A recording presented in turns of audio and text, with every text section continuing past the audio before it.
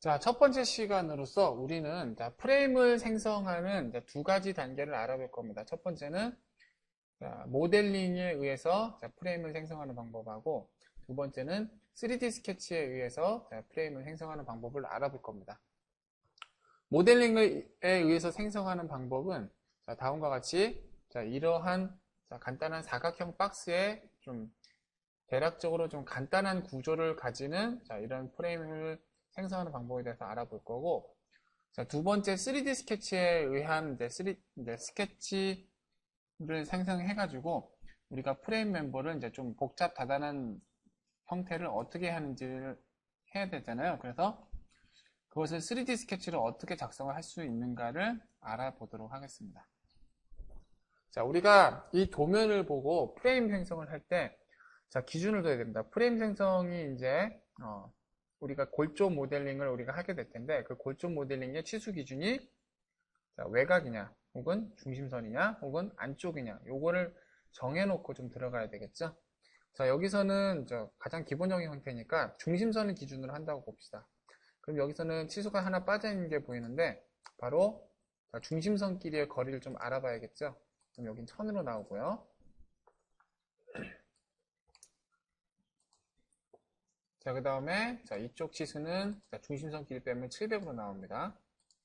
그리고 높이에 대한 치수는 요거는 중심선끼리 이렇게 빼면은 500mm라고 돼 있고, 그 다음에 여기서 여기까지 50mm만큼 추가적으로 길이가 늘어난 것을 확인할 수가 있습니다. 자, 그러면 모델링 부분이 여러분들이 좀 간단하실 테니까 모델링을 골조 파일을 만들어 가지고 생성하는 방법에 대해서 알아보겠습니다. 자, 그러면 새로 만들기 버튼을 클릭하셔가지고 스탠다드 환경을 부품에서 스탠다드 환경을 여셔가지고 여기서 우리가 골조 모델링을 작성해 보도록 합시다. 골조 모델링은 굉장히 쉽습니다. 자, 평면도에 해당하는 XZ 평면에 스케치를 작성하시고, 그 다음에 우리가 도면으로 봤을 때 여기 바닥을 우리가 그리는 거거든요. 가로가 1000이고 세로가 700이죠. 그래서 여기서 두 점 중심 직사각형 명령을 이용해서 가로가 1000이고 그 다음에 세로가 700인 직사각형을 그려줍니다. 그리고 나서 이렇게 3D 모형 명령을 클릭하신 다음에 돌출 명령을 이용해 가지고 높이를 700으로 이렇게 잡아주시면 됩니다.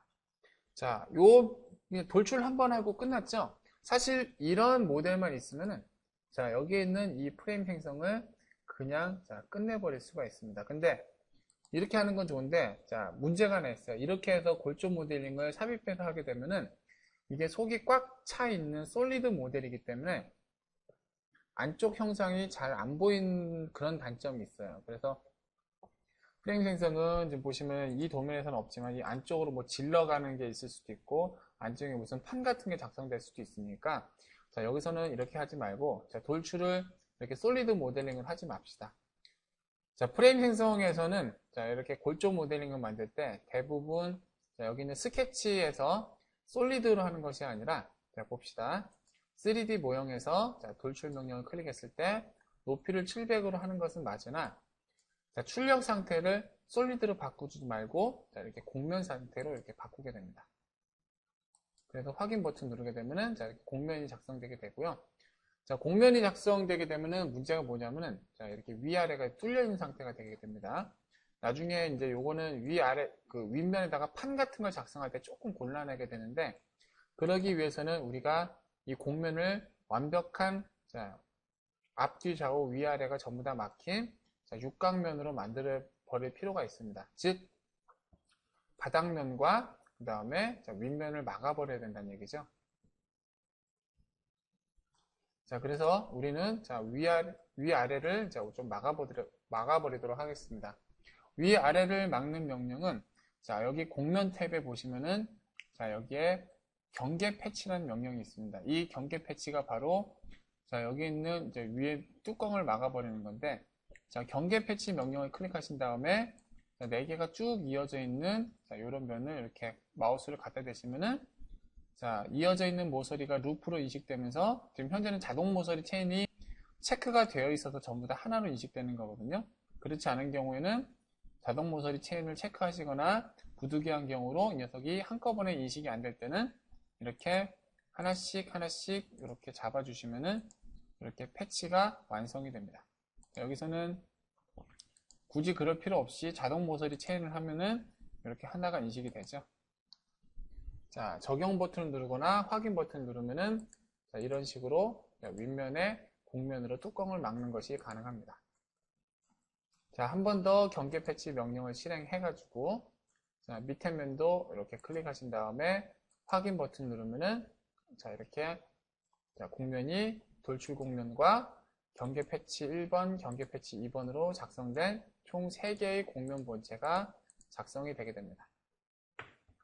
자, 그런데 지금 이 상태는 곡면 본체가 3개로 나뉘어져 있는 상태죠. 물론 여기서도 작업에 이제 문제가 없습니다만 그 작업 특수성에 따라서 이 곡면 3개가 하나의 곡면으로 인식해야 될 때도 있습니다. 여기서는 이제 기본적인 예제에서는 그런 경우가 발생하지 않지만 자, 그러한 경우에 맞닥뜨릴 경우가 있습니다. 그래서 이럴 때는 어떻게 되죠? 3개의 곡면을 하나의 곡면으로 합쳐줘야겠죠. 자, 그러한 명령은 바로 곡면 패널에 보시면은 여기에 스티치라는 명령이 있습니다. 이 스티치 명령을 이용하면 곡면들을 하나로 합칠 수가 있습니다. 자, 곡면 스티치 명령을 클릭하시고 화면에 보이는 3개의 곡면 이렇게 하셔도 되고 아니면 자, 곡면 본체 리스트에서 3개의 곡면을 전부 다 선택을 해 주시면 됩니다. 그런데 자, 곡면 본체 3개를 선택했더니 어떻게 돼요? 사방이 꽉 막혀 있는 형태가 되죠. 이 상태로 바로 적용 버튼 누르면은 이 곡면이 이렇게 솔리드로 변환된다는 특징이 좀 있어요. 그죠? 그러면 이렇게 하면은 굳이 곡면을 할 필요가 없죠. 그죠? 그리고 이런 경우에는 오히려 안이 꽉 막혀서 보이지 않은 상태가 됩니다. 그래서 이럴 때는 이렇게 하지 마시고 곡면 스티치 명령을 쓰는 것은 좋으나 자, 컨트롤 Z로 해제한 다음에 다음과 같이 합니다. 다시 곡면 스티치 명령을 하시는 건 좋은데 자, 곡면 본체를 3개를 선택을 하시고 마지막으로 자, 스티치 명령 창에 있는 곡면으로 유지에 체크를 하신 다음에 적용 버튼을 누르시면 됩니다. 그럼 다음과 같이 기존에 있었던 곡면들은 숨김 상태가 되면서 3개의 곡면이 하나로 합쳐져 있는 단일 곡면이 이렇게 작성됩니다. 그러니까 여러분들은 이전에 작성했었던 곡면들이 삭제되면서 하나의 곡면만 되는 것을 기대하셨을 분도 있는데 자, 그렇게 되지 않고 스티치로 만드는 곡면은 다음과 같이 이렇게 3개를 하나로 합친 하나의 이제 복사본이 생기게 되는 거고요. 이렇게 곡면은 자, 기존에 있었던 곡면들은 이제 이렇게 숨긴 상태로 되어 있는 것이 나오게 됩니다. 자, 요거는 여기까지 하면 일단 끝입니다. 자, 저장 버튼을 누르시고 그래서 여기서 이제 요거는 제가 제공해 드린 예제고 하나 새로 만들도록 할게요. 자, 예제 1번에 자, 요 안에 자, 곡면 프레임으로 저장을 하게 되겠습니다. 자, 그럼 첫 번째 시간에는 자, 곡면으로 일반 모델링으로 이렇게 프레임 골조 모델링을 하는 방법에 대해서 알아봤습니다. 감사합니다.